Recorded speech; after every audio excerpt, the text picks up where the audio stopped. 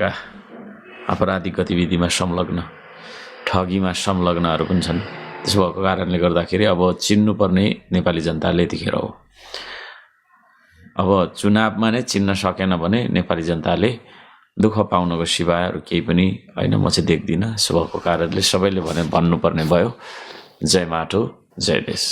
सबैजनाले मिलेर भन्नुहोला जय माटो जय देश। सबैले भन्नुहोस् त जय माटो जय देश हो। त्यो चिज हो र म सबैलाई भन्न चाहन्छु विदेशी शक्तिहरूबाट पालित पोषित मान्छेहरूको पछाडि नलाग्नु होला र उहाँहरूले तपाईहरुलाई अब केही प्रलोभन देखाएर केही पैसा दिएर हैन तपाईको चाहिँ नि तपाईहरुलाई किनेको अवस्था पनि होला कतिलाई चाहिँ र त्यस्ता मान्छेहरुलाई पनि म भन्न चाहन्छु तपाईहरु सच्चिनु होला। देश भन्दा ठूलो अरु कुरा हुँदैन। राजनीति भन्ने बित्तिकै देश भन्ने कुरा आउँछ हैन। देशको स्वाधीनता भन्ने कुरा आउँछ। त्यसो भएको कारणले गर्दाखेरि हैन देशलाई विदेशीको हालिमुहाली भित्र सुम्पिदिने त्यो खालको गर्नु हुँदैन र म यहाँ सबैजनालाई भन्न चाहन्छु जय माटो जय देश भन्नु होला है।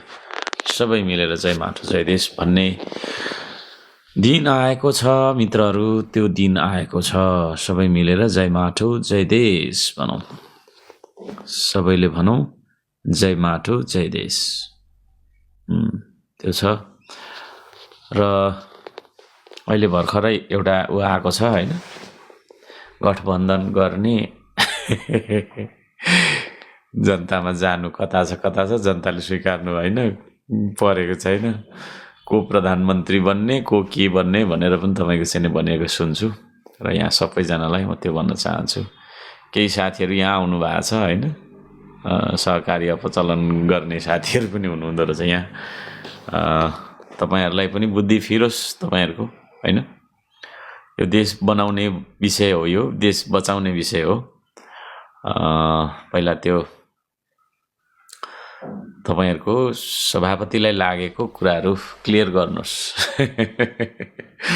त्यो भन्दा उता तपाईहरुले अरु कुराहरु भन्नुपर्ने छैन। तर पालित पोषित हो। मलाई थाहा छ तपाईहरु सबै पालित पोषित हो र तपाईहरुले चाहिँ नि विदेशी शक्ति को भक्तिभाव गाएर देशलाई विदेश बनाउने षड्यन्त्रमा तपाईहरु पनि मुछिनु भएको छ। केही भन्न छैन। सबैलाई म भन्न चाहन्छु जय माटो जय देश है। जय माटो जय देश।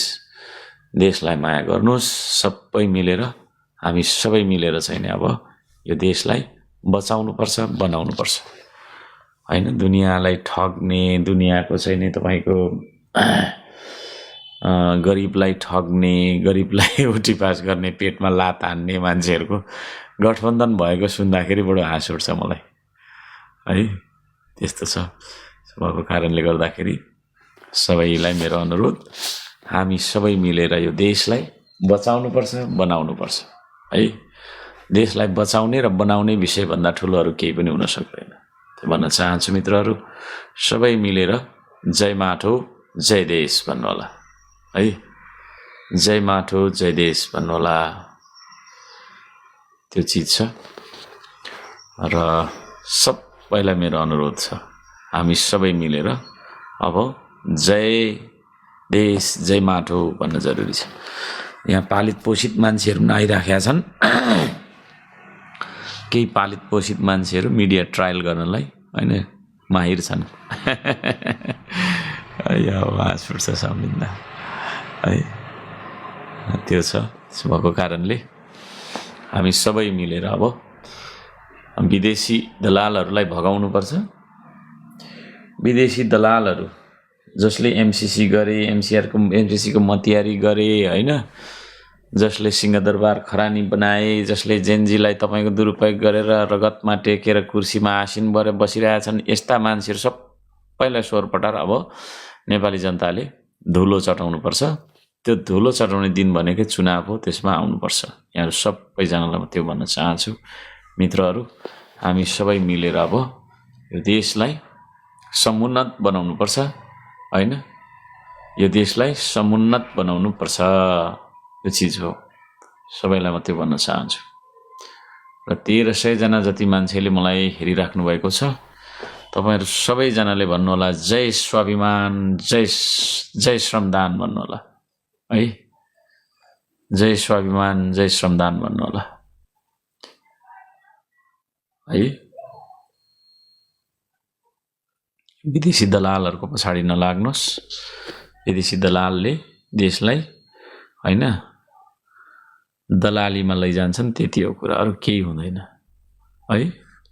त्यो चीज छ, त्यो भन्न चाहन्छु सबै मिलेर। सरोज जिमी भन्ने मान्छेलाई म भन्न चाहन्छु बहुमत हामी ल्याउँछौं। तपाईलाई के लाग्छ कसले ल्याउँछ त बहुमत चाहिँ? सरोज जिमीजी तपाईले भन्नुभयो 5 सिट भन्नुभयो, बहुमत श्रम संस्कृतिले ल्याउँछ। श्रम संस्कृतिले बहुमत लिएर यो देशमा जनताको सरकार, पहिलोचोटी किसानको सरकार, मजदुरको सरकार बनाउनेछ। मित्रहरु सबैलाई म त्यो भन्न चाहन्छु, तपाईहरु भ्रममा नपर्नुहोस् है। मिडिया ट्रायल गर्दैमा 2-4 जना मान्छेहरुले यस्तो उस्तो भन्दैमा नेपाली जनताले गरेको निर्णय चेन्ज हुने छैन। हामी बनाउने छौं यो देश, हामी बचाउने छौं यो देश है। यो चीज हो। तपाईहरु सबैजनालाई तपाईको चाहिँ नि हार्दिक आह्वान गर्दछु। जय माटो जय देश भन्नु होला है।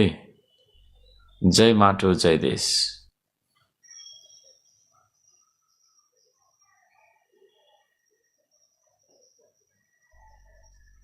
जय माटो जय देश भनेर भन्नुपर्छ हैन। विदेशी को इशारामा नाच्नु हुँदैन। स्वदेशी विचार बोकेर हामी अगाडि आइरहेका छौं। यहाँहरु सबैजनालाई मेरो अनुरोध छ, हामी पुरानाहरुलाई पनि टक्कर दिन्छौं, नयाँ अहिले आएका विदेशी दलालबाट परिचालित मान्छेहरुलाई पनि टक्कर दिन्छौं। नेपाली जनताले मन बनाइसकेको अवस्था छ हैन। तपाईहरुले यो कुरा बुझ्नु जरुरी छ। मित्रहरु सबैलाई शुभ दिनको कामना गर्दछु। सबैजनालाई शुभ दिनको हार्दिक कामना गर्दछु।